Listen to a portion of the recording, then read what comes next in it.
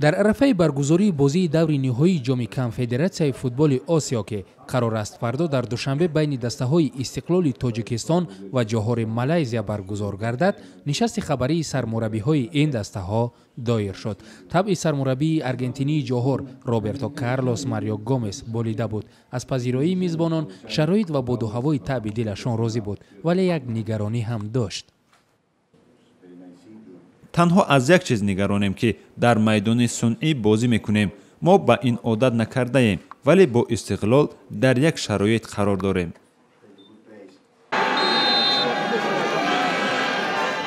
شرکت در دور نهایی جام AFC برای هر دو دسته هم تجربه اول است.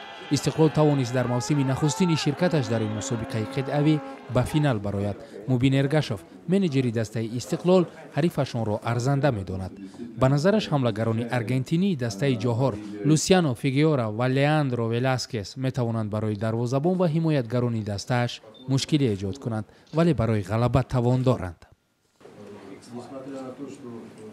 این بازی برای ما بازی اساسی موسمی امسال به شمار می رود. تقدیر بازی در دست بچه هاست. باید تمام کوشش و غیرتشان را بهر پیروزی به کار اندازند.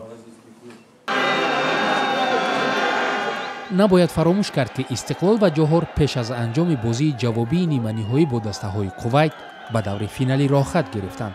سببش هم خارج شدن دسته‌های کویت از مسابقات بین‌المللی است.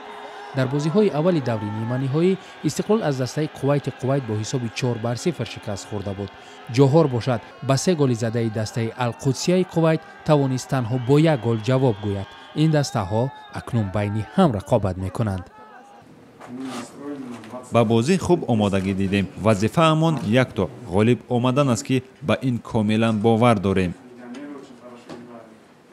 مبلغ جوایز جام AFC مسابقه از روی ماهیت دوم باشگاه آسیا $600,000 ایالات متحده آمریکا را تشکیل می‌دهد.